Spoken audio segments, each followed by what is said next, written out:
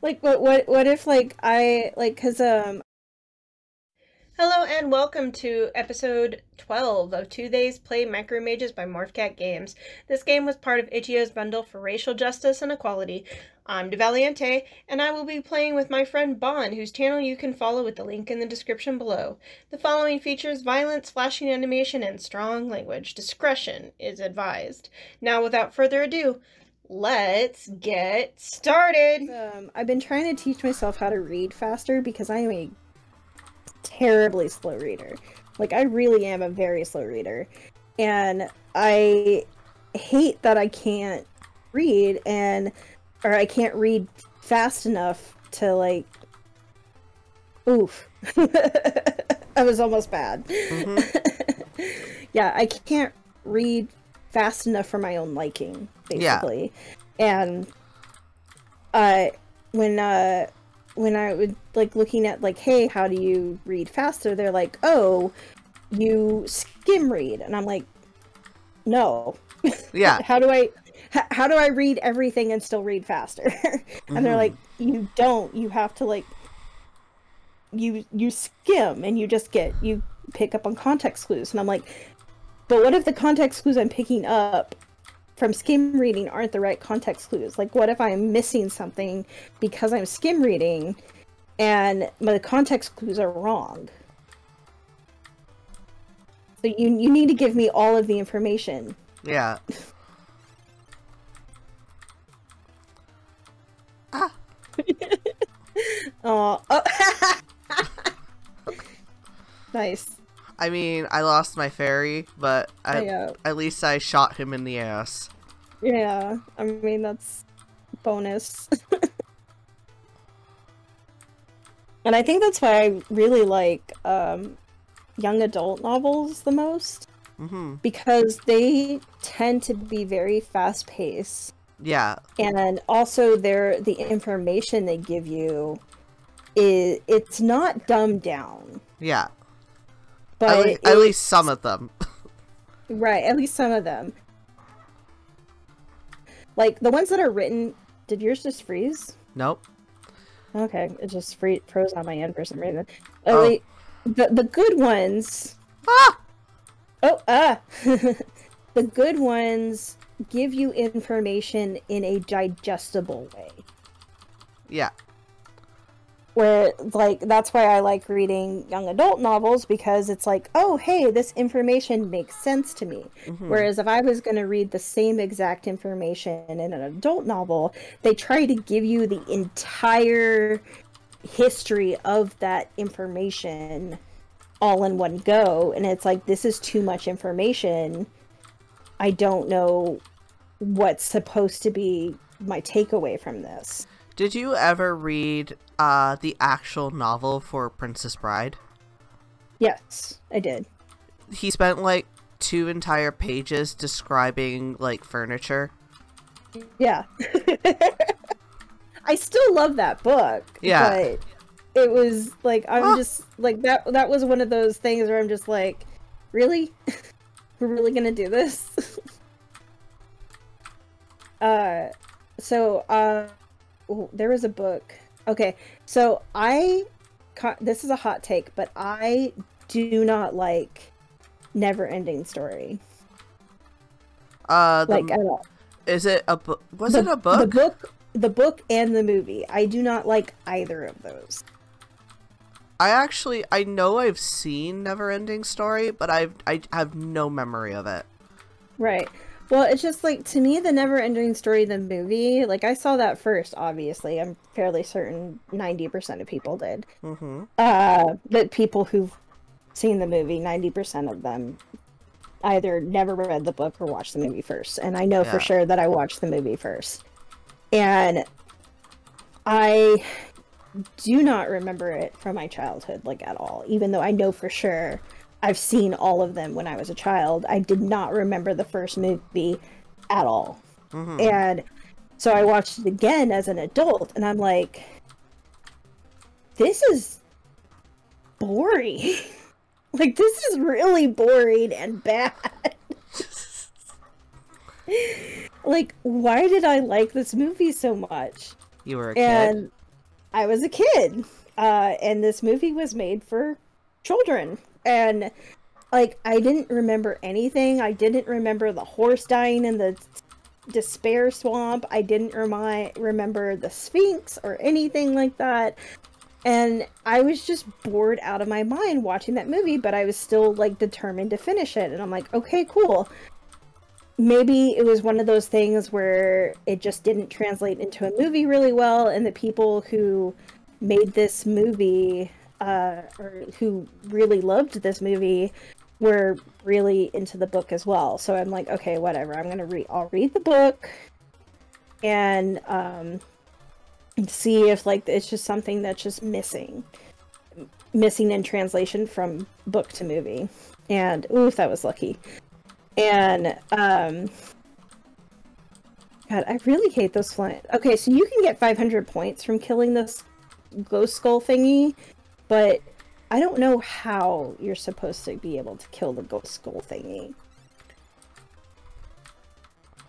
So, well, it's dead now. And now we're on to Space Invaders, but with bats. Yeah.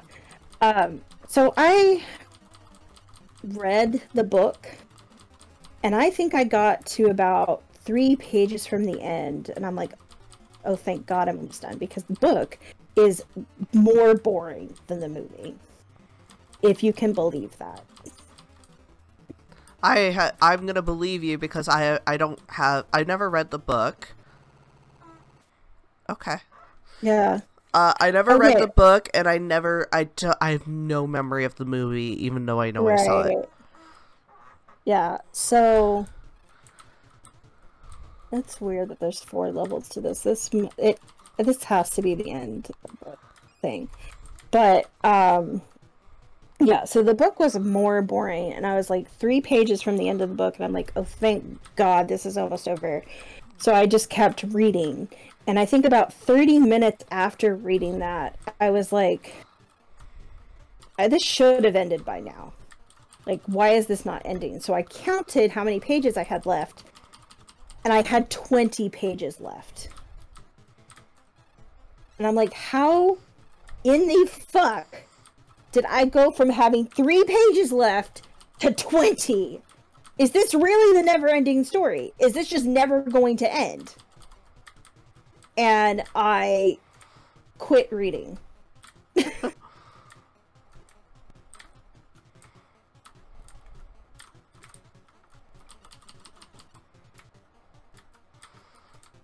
Wow, what is going on? Oh, hey! Maybe that was a mini boss before, like, the big boss. Like, what's this? Oh, or not. Oh, do you have to start over? Yep. Oh, that's nonsense. Because I got there on 0 lives. Oh my God. Yeah. That was that's my odd. my experience. Yeah, that's my experience with never-ending story. I just like it never ended, and I made it end by stopping. I made it end. That's so ominous. Yeah, I made it end. It's like we're not playing this game. You know what movie I could not stand, and it was my Oma's favorite movie. E.T. Oh my God. I hate E.T. I think it's so dull. I remember loving and also being terrified of E.T. Like, I remember, like, Elliot, the kid, the main kid in that movie, being, like, I really feeling for him, and it's like he just wants to do the right thing, and he just wants to help his friend alien thing. And I love that they dressed E.T. up as a ghost for Halloween. I thought that was like the most hilarious thing in the world. But I also was terrified of E.T. like as a thing. So my Oma had 2 rules when she was taking all the grandchildren to Disneyland in California. And rule number 1 was you had to ride It's a Small World. No choice. Oh no. And rule number 2 was when you went to Universal Studios, you had to ride the ET ride. Oh, of course. Yeah. So she was actually really upset when they finally shut down that ride. Aw. So, but like, I just remember just like very begrudgingly being on both. Right. Because like, I did not like It's a Small World. I thought it was creepy. And I wasn't a huge fan of film rides. Like, I don't know, like, some of them are fun. Like, when they did Indiana Jones, it was fun because it was like a roller coaster. But, like, if I remember correctly, the E.T. ride was just, like, being on a bike-like thing and just going around. Right. I can't remember precisely, but I just remember it was just, like, very not exciting. It was kind of like being on It's a Small World. So, yeah. Yeah, so 2 of my least favorite rides ever. And now I can't, like, be on rides anymore.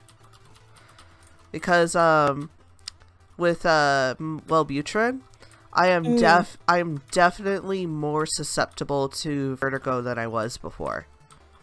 Man, that sucks. Yeah, because I loved roller coasters. Yeah, I loved roller coasters too. Like me and Jamie, when we went to Disneyland together. Okay. You just left. All right, bye. Okay, I'm gonna see if I can kill this thing. Yeah, it's 500 points if you can. Oh my god! Yeah. Okay, that's a lot easier than avoiding it. Right. We rode Space Mountain, which was fantastic. It was just like all dark and shit, and like you couldn't see anything. And then we rode like several of the rides. And eventually we got to yeah, we just rode a lot of the rides there. Yeah. I can't remember all of them that we rode. We were only there for a day. Oh my god, sorry. And then so my ex number 2 was the one who would take me on these grand adventures. And by grand adventures I mean he would kidnap me, because I would ask him where we were going, and he would be like, oh, we're going, it's a surprise. And I'm like, cool, I don't like surprises, where the fuck are we going? Yeah. And he's like, well, it's a surprise. And I'm like, I don't play like that. You can let me out of the car right now, or tell me where we're going. And oh my god, that was my fault. I put my fingers on the wrong keys. Yeah, it happens. Yeah, I died a lot in Pikaniku because of that. So, but yeah, this is that X. So on one of his grand adventures, he took me to Galveston, which is the island south of Houston, and for like a very fancy seafood dinner or whatever. And I'm like, okay, the dinner was subpar because the restaurant he took me to was a tourist restaurant. Yeah. So it's just, you know, really expensive and not great. And then he's like, let's go to the pier, which at the time, I don't know if it still is, it was an amusement park, because he wanted to ride the Ferris wheel. And I'm like, cool, but there's another roller coaster. Oh, oh no. I was doing so good up until this part. Well, at least you got the checkpoint. But he wanted to ride the Ferris wheel, and I wanted to ride this ride called the Great White, I think. It was like a shark-themed ride. I don't remember exactly what it was called.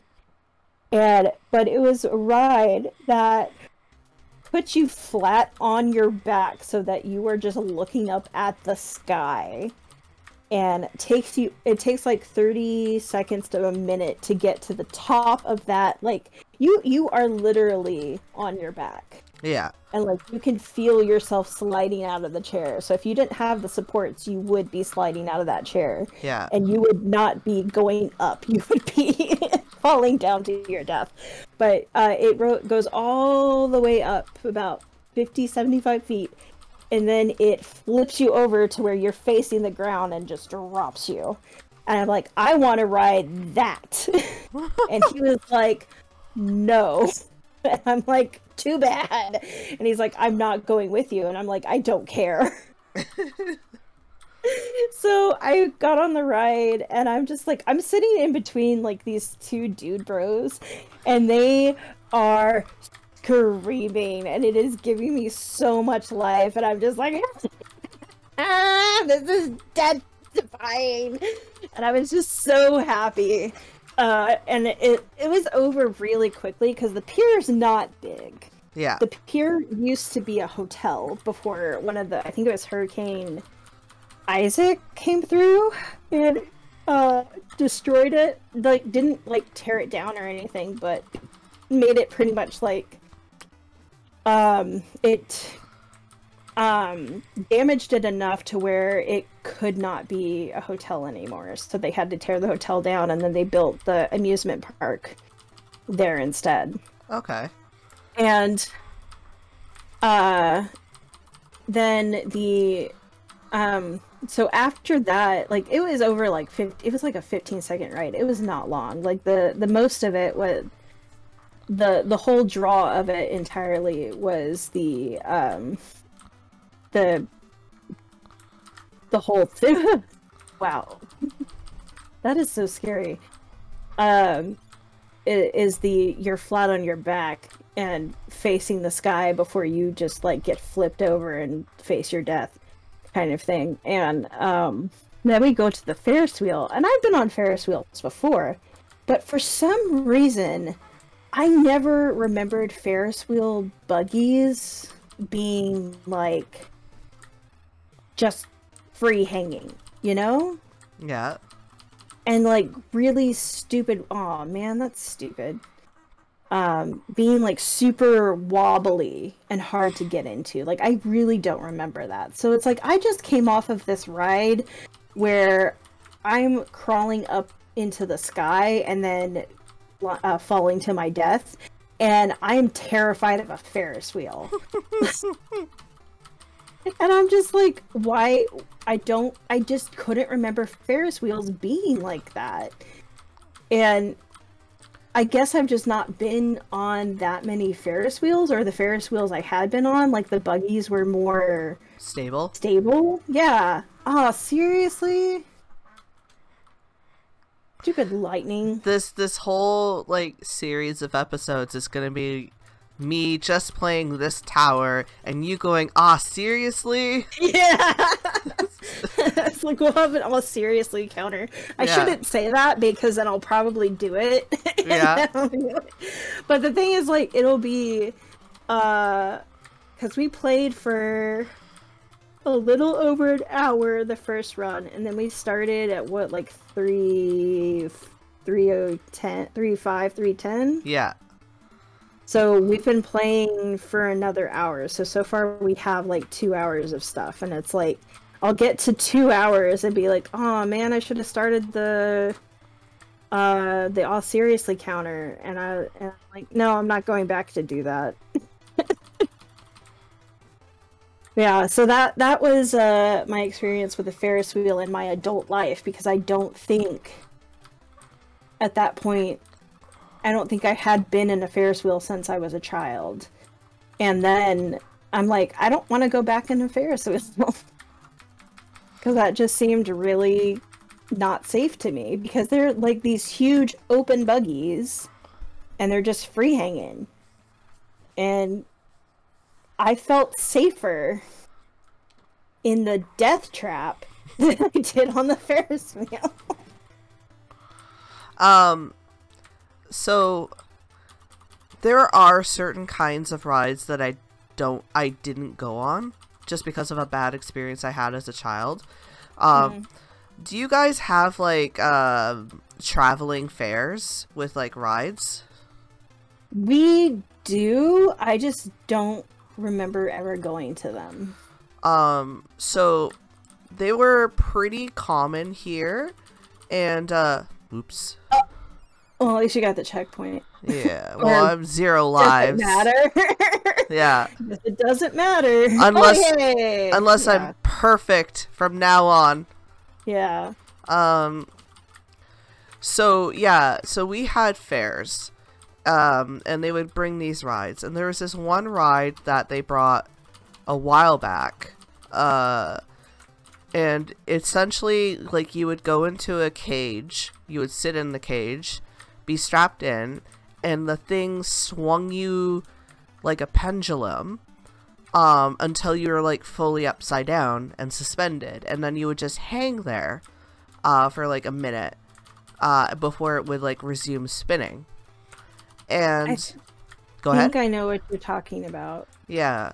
So,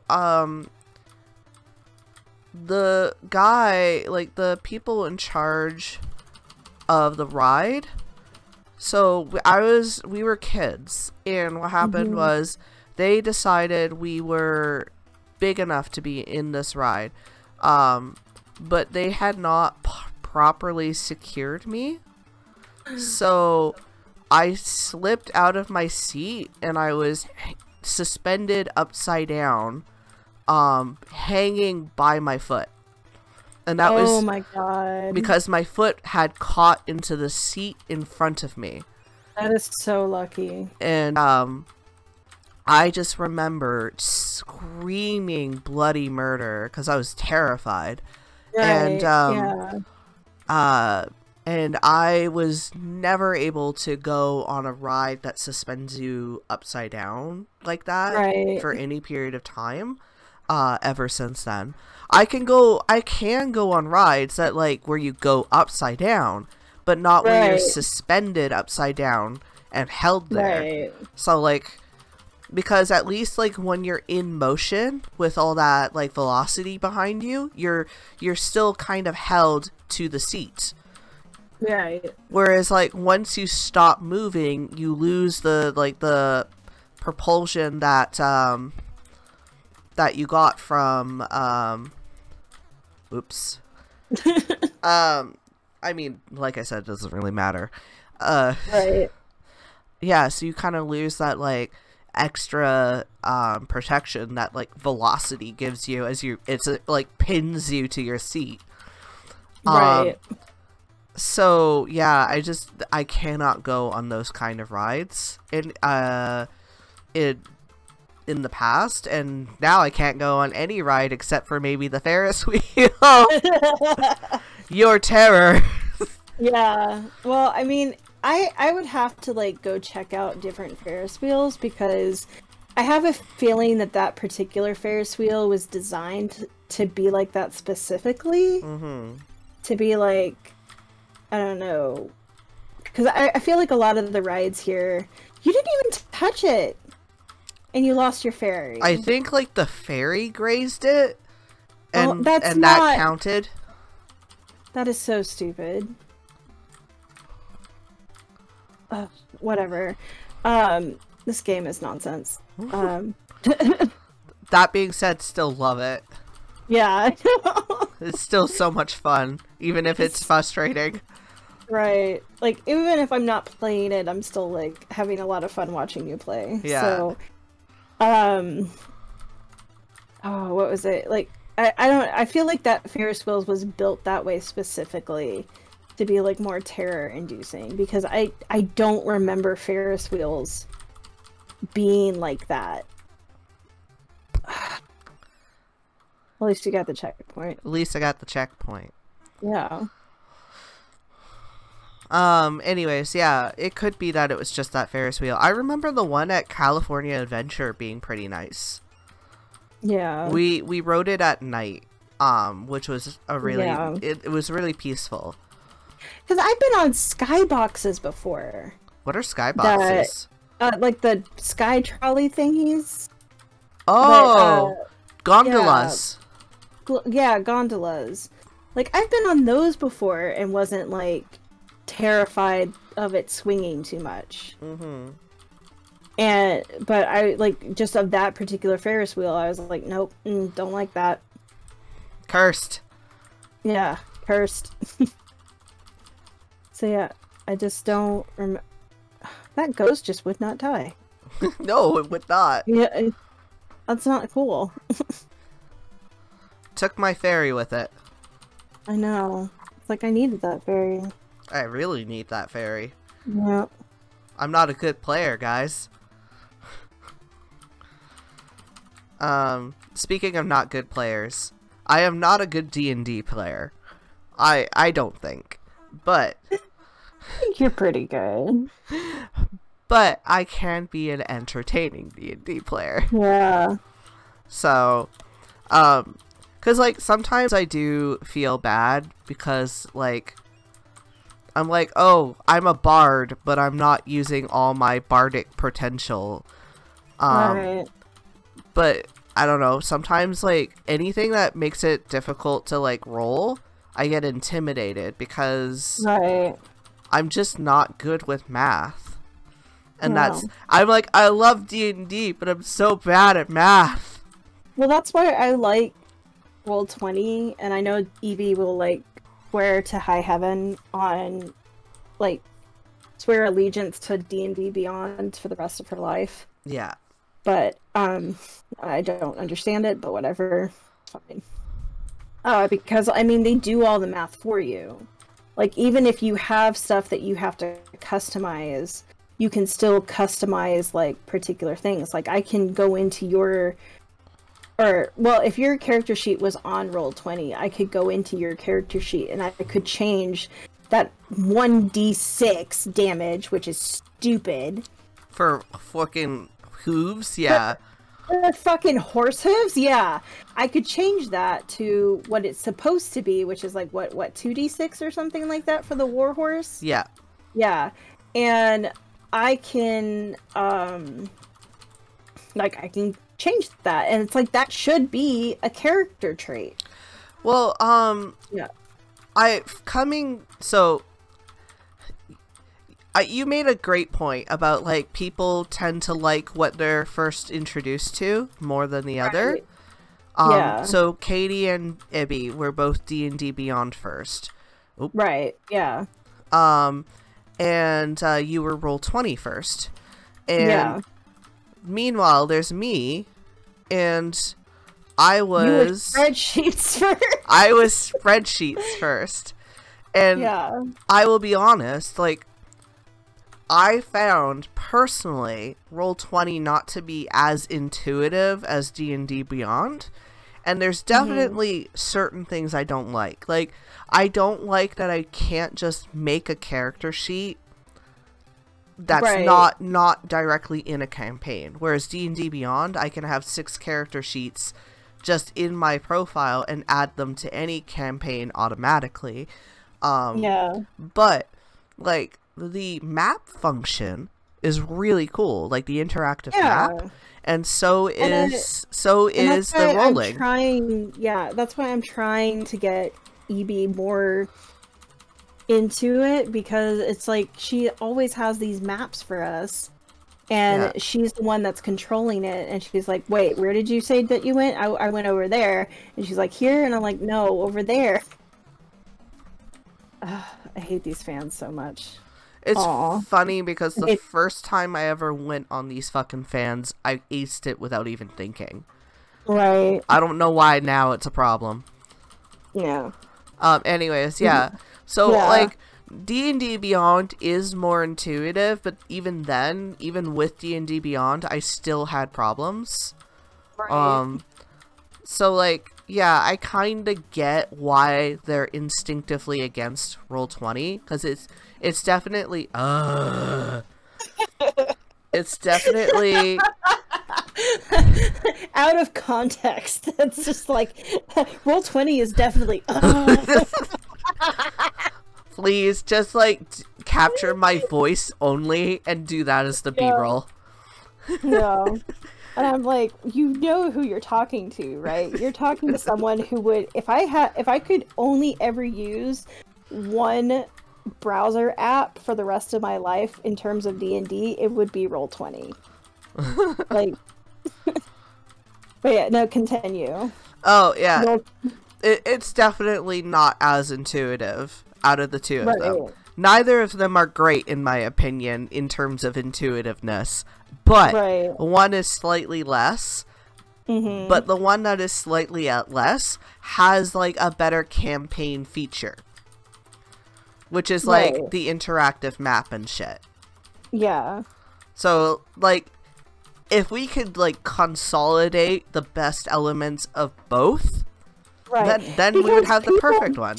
People do use Roll20 and D&D Beyond together. That's why there's the Beyond 20 browser app, like the browser extension. I did not know this. Yeah, it's called Beyond 20 because it has D&D and D&D Beyond together. And it connects D&D Beyond to Roll20. Mm-hmm. So you can create your characters on D&D Beyond, and then you can theoretically use them in Roll20. But you can't, I don't know why it doesn't let you, like, export your character sheet outright, but you can still roll on D&D Beyond, and it'll show up in Roll20. So I'm not entirely sure how that works. Yeah. Thank you for joining us for episode 12 of 2 Days Play Micro Mages by Morphcat Games. Episode 13 will be out shortly. If you enjoyed this video, please leave a comment letting us know what you like down below. Please no hate or spoilers, as we're not above removing those comments and the people who make them. That's all for now, folks, and we'll see you next time.